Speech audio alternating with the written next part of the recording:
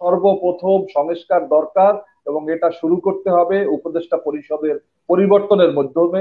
যাদের মেরুদণ্ড আছে, যারা কর্মঠ, যারা সাহসী, যারা রিস্ক নিতে পারে, যাদের বাংলাদেশে কোনো শুধুমাত্র এনজিওর প্রধান হিসাবে আপনি একজনকে উপদেষ্টা বানিয়ে দিবেন, আপনার দায় থাকতে পারে, আপনার বান্ধবী হতে পারে, আপনার ক্লাস ফ্রেন্ড হতে পারে, আপনার কোম্পানির এমডি হতে পারে।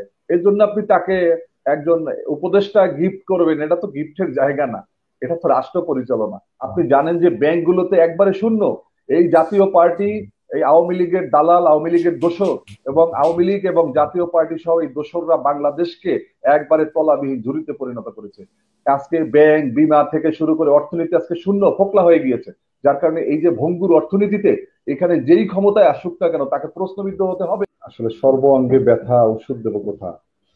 আমাদের দীর্ঘ 17 বছরের আন্দোলন সংগ্রামের একটা পর্যায়ে এসে যখন ছাত্ররা কোটা সংস্কার আন্দোলন শুরু করে, ওই দিনও কিন্তু আমাদের এক দফা দাবি ছিল খুনি হাসিনার পদত্যাগ এবং সুষ্ঠু এবং গ্রহণযোগ্য একটা নির্বাচনের আমাদের দাবি ছিল। আমরা বিগত 17টি বছর যাবৎ গুম, খুন, হামলা, মামলা, নির্যাতন, নিপীড়ন সমস্ত কিছু সহ্য করে আমরা যখন তাদের উপরে গুলি করলো এবং একবারে ধারাবাহিকভাবে গণহত্যা শুরু করলো, তখন কিন্তু আন্দোলনের রূপটা চেঞ্জ হয়ে গিয়েছে। তো এই কথা বলা যাবে না যে এই আন্দোলনের প্রধানতম সম্মুখ সমরে ছাত্র জনতা ছিল না, এবং শুধুমাত্র ছাত্ররাও বলা যাবে না, কেন আমরা প্রত্যেকটা জায়গাতে কিন্তু এই আমাদের সাধারণ জনতা, আমরা তাদেরকে প্রথম অবস্থায় সহযোগিতা করেছি পিছন থেকে, পরে কিন্তু আমরা ছাত্র এবং জনতা ঐক্যবদ্ধভাবে রাজপথে নেমেছি। এখন যে অবস্থা হচ্ছে যে আমাদের এই অর্জনটুকু অর্ধেক হাইজ্যাক হয়েছে। আমাদের 5 তারিখের পরে আমরা ভেবেছিলাম যে ছাত্র জনতার যে গণ অভ্যুত্থান, এর যারা এই আন্দোলনে যারা ছিলেন তাদের নেতৃত্বে একটা সরকার আসবে। কিন্তু আমরা দেখলাম যে ডক্টর ইউনূস সাহেব, হ্যাঁ তিনি আওয়ামী রোশানলের শিকার ছিলেন। তিনি যদি 5 তারিখে গণ অভ্যুত্থান না হতো, 6 তারিখে তার 666 কোটি টাকা তাকে জরিমানা দেওয়া লাগতো, তাকে জেলখানা যেতে হতো। তিনি শেখ হাসিনার রোশানলে ছিলেন, তাকে মিথ্যা এবং হয়রানিমূলক ভাবে তাকে, প্রোপাগান্ডা মূলক ভাবে তাকে কারাগারে নেওয়া হতো এবং তাকে সেই যে কোর্টে গিয়ে তাকে একবারে একজন আসামির মতো তাকে খাঁচার ভিতরে ঢুকে তারপর তাকে করেছে। অবশ্যই এটা নোবেল প্রাইজ শুধু নয়, আমি নোবেল লরিয়েট অনেক আছেন এখানে, আমার আগে রবি ভাই বলেছেন অনেক নোবেল লরিয়েটের কথা, আমি ওই বিতর্কে যাব না। তবে এটা সত্য যে ডক্টর ইউনূস আমাদের খুব বড় একটা গর্বের জায়গায়। ডক্টর ইউনূসের মতো একজন ব্যক্তি ছিল বলেই কিন্তু আমরা বিশ্বে অনেক জায়গাতে বাংলাদেশকে আমরা খুব উঁচু স্থানে আমরা নিতে পেরেছি। এবং এই বর্তমানে ক্রান্তিকালে ডাক্তার ইউনূসের মতো ব্যক্তি আমাদের এই দায়িত্বটুকু নিয়ে আমাদেরকে যথেষ্ট আমাদেরকে এই সংকটে ভূমিকা রেখেছেন।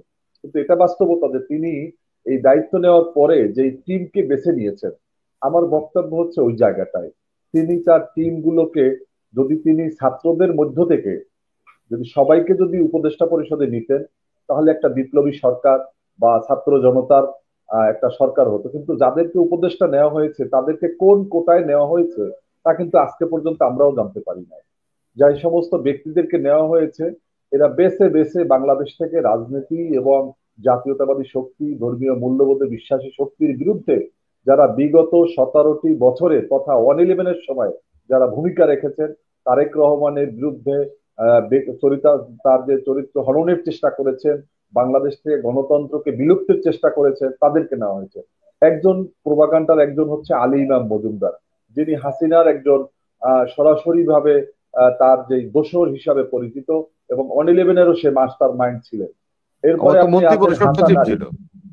হ্যাঁ, তারপরে হাসান আরিফ, ব্রিগেডিয়ার সাখাওয়াত এবং সুপ্রদীপ চাকমা, যিনি শেখ হাসিনার সময় একটা এই যে পার্বত্য পরিষদের চেয়ারম্যান ছিলেন, তাকে প্রমোশন দেওয়া হয়েছে।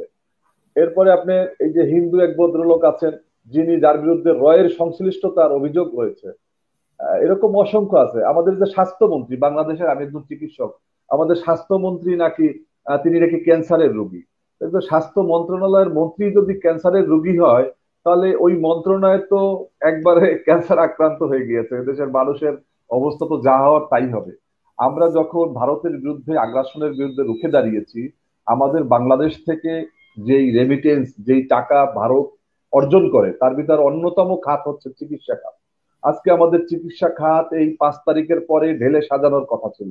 আমরা ভাবছিলাম যে বাংলাদেশের যেই চিকিৎসার যেই ব্যয় আমাদের ওই ভারতের চেয়ে কিন্তু অনেক বেশি, যার কারণে মানুষ ভারত ছুটে যায়। এখানে আন্তরিকতার প্রশ্নের সমস্যা আছে।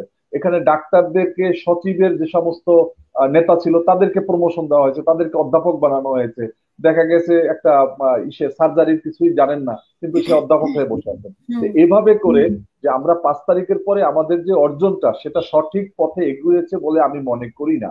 এখানেই আমি বারবার বলেছি, ওই দিনে প্রধান উপদেষ্টার যে দাওয়াতে সর্বশেষ জাতীয় ঐক্যের যে প্রোগ্রাম, সেখানে আমি বলেছি যে আমাদের সর্বপ্রথম সংস্কার দরকার, এবং এটা শুরু করতে হবে উপদেষ্টা পরিষদের পরিবর্তনের মাধ্যমে।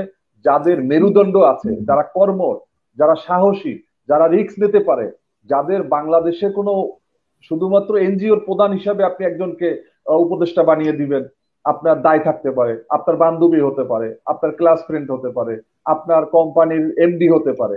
এর জন্য আপনি তাকে একজন উপদেষ্টা গিফট করবেন, এটা তো গিফটের জায়গা না, এটা তো রাষ্ট্র পরিচালনা। যে সমস্ত ব্যক্তিদের রাষ্ট্র পরিচালনার ন্যূনতম ধারণা নাই, তারা আজকে উপদেষ্টাদের চেয়ারে বসে আছে। এই জন্য আমি মনে করি যে আমাদের সংবিধান সংশোধনের যেটা প্রশ্ন আছে, আপনারা যে উপদেশগুলো দিয়ে আসেন সেই উপদেশগুলো আমি জানি যে আমাদের এই উপদেশ কাজ এটা হবে না। যার কারণ হচ্ছে যে তাদের একটা নর্মস নিয়ে তারা কাজ করতেছে, তাদের একটা মিশন আছে, তারাও একটা মিশন নিয়ে এখানে কাজ করতেছে। শুধুমাত্র এখানে ছাত্রদের হাতে ক্ষমতা নেই, ক্ষমতা নেই। আজকে বাংলাদেশের এই যে সংবিধান সংশোধনের প্রশ্নে আমি বলবো যে মির্জা ফখরুল ইসলাম আলমগীর সাহেবের প্রতি শ্রদ্ধা রেখে আমি এই আন্দোলনের একজন শরিক হিসেবে বলবো যে আপনারা যদি তাদের এখতিয়ার না থাকে সংবিধান সংশোধনের, তাহলে আপনারা প্রস্তাব করেছেন কেন? আপনারা তো প্রস্তাব করেছেন, আমিও প্রস্তাব করেছি, বাংলাদেশ লেবার পার্টিও প্রস্তাব করেছে। আমাদের প্রস্তাব করাই তো তাহলে ঠিক হয় না। এটা বাস্তবতা যে ডক্টর ইউনূসের সরকার এটা জনগণের সরকার নয়। এই সরকারকে জনগণ ভোট দিয়ে বানায় নাই। এই সরকার জনগণের প্রত্যক্ষ ভোটে নির্বাচিত নয়। এই সরকারের দ্বারা যে সংবিধান সংশোধন থেকে শুরু করে যত কিছু হচ্ছে সবই সংবিধান বিরোধী, এবং এটাকে যারা স্বীকৃতি দিবে তারাও হচ্ছে একটা নির্বাচিত সরকার। এর জন্য আমিও মনে করি যে আমাদের সর্বাগ্রে, আমি বারবার বলেছি যে আপনারা কি কি সংস্কার করবেন সুনির্দিষ্টভাবে জাতির সামনে উপস্থাপন করেন যে আমরা এই এই সংস্কার করতে চাই, এর জন্য আমাদের 6 মাস লাগবে, আমাদের 1 বছর লাগবে, বা আমাদের এতদিন লাগবে, আপনারা বলেন। কারণ এটা বাস্তবতা, আমরা এক জায়গাতে হেরে যাই যে 5 তারিখে যে অর্জনটা হয়েছে সম্মুখ ভাগে ছিল বৈষম্য বিরোধী ছাত্র আন্দোলনের, তারা সামনে ছিল।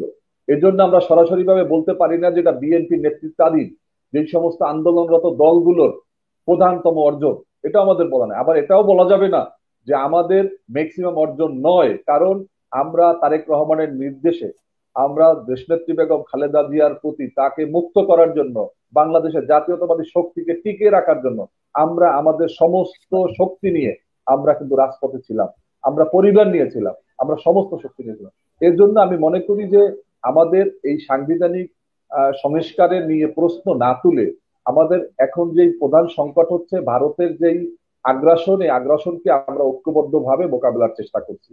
এখানে অনেক ভুল ত্রুটি আছে, কিন্তু আমরা ভুল ত্রুটি নিয়ে এই মুহূর্তে কথা না বলে আমরা এই সরকারকে সহযোগিতা করতে চাই। যেমন সহযোগিতা আমরা 8 তারিখে করেছি, তাদেরকে বঙ্গভবনে গিয়ে শপথ অনুষ্ঠানে আমরা স্বীকৃতি দিয়েছি এবং আমরা এই সরকারের পাশে আছি। সরকারের সহযোগিতা সরকারের দরকার আছে কিনা, মানে সরকার কি বলছে, সরকারের দরকার আছে নাকি? সরকার তো অবশ্যই আমাদের সহযোগিতার দরকার আছে, বিধায় তো আমাদেরকে ডাকছেন এবং আমরা আমাদের কথা বলেছি। দেখুন ডক্টর মোশাররফ স্যার কিন্তু বলেছেন যে, তিনি বলেছেন যে আমাদের যেই সংস্কারগুলো রয়েছে এই সংস্কারগুলোতে কতদিন সময় লাগবে, বা এই সংস্কারগুলো দ্রুত সেরে একটা নির্বাচনের ব্যবস্থার কথা কিন্তু ওই দিনে হচ্ছে তিনি বলেছেন। তো এটা হচ্ছে বাস্তবতা যে এই সরকার তো তার নামের ভিতরেই তার পরিচয় রয়েছে অন্তর্বর্তীকালীন। এই অন্তর্বর্তীকালীনের সময়টা নিয়ে আমাদের ভিতরে সমস্যা আছে, যে এটা কি 3 মাসের কথা আছে নাকি 6 মাসের কথা আছে, এটা হচ্ছে বাস্তবতা। কিন্তু এটা তো বাস্তবতা যে এই সরকারের বড় অর্জন হচ্ছে যে একটা জঙ্গিবাদী ছাত্রলীগকে তারা নিষিদ্ধ করেছে। এই সরকারের বড় অর্জন হচ্ছে তারা অসংখ্য কমিশন করেছে, যেই কমিশনগুলো কাজ শুরু করেছে। এই সরকারের, আপনি জানেন যে ব্যাংকগুলোতে একবারে শূন্য। এই জাতীয় পার্টি এই আওয়ামী লীগের দালাল, আওয়ামী লীগের দোসর এবং আওয়ামী লীগ এবং জাতীয় পার্টি সহ এই দোসররা বাংলাদেশকে একবারে তলাবিহীন ঝুড়িতে পরিণত করেছে। আজকে ব্যাংক, বিমা থেকে শুরু করে অর্থনীতি আজকে শূন্য, ফোকলা হয়ে গিয়েছে। যার কারণে এই যে ভঙ্গুর অর্থনীতিতে এখানে যেই ক্ষমতায় আসুক না কেন তাকে প্রশ্নবিদ্ধ হতে হবে। কারণ হচ্ছে এই সরকার কিন্তু ঘোষণা দিয়েছিল যে তারা নতুন করে টাকা ছাপাবে না, এবং যেই ব্যাংকের গভর্নর তিনি কিন্তু তৎকালীন সময়ে বাংলাদেশ ব্যাংকে গিয়ে অনুরোধ করেছিলেন যে যেন নতুন করে টাকা ছাপানো না হয়, এবং বাধ্য হয়েছেন তিনি। ব্যাংকে টাকা নেই। কালকে একটা আমি রিপোর্ট দেখেছি যে ব্যাংকে বিভিন্ন কোম্পানির তার যেই কি বলে ব্যালেন্স শিটে টাকা আছে, ব্যাংকের অ্যাকাউন্টেও হিসাবেও টাকা আছে, কিন্তু ক্যাশ টাকা নাই। এখন এই টাকাটা আপনি কিভাবে তারল্য সংকটকে মোকাবেলা করবেন? যার কারণে তারা কিছু টাকা ছাপতে বাধ্য হয়েছে। এবং বাংলাদেশে এখন যেইভাবে আমরা হাসিনার সময় আমরা 800 টাকা করে গরুর মাংস খেয়েছি, এখন 600 টাকা করে ম্যাক্সিমাম দোকানে ঢাকা শহরে 600 টাকা করে গরুর মাংস আমরা পাচ্ছি।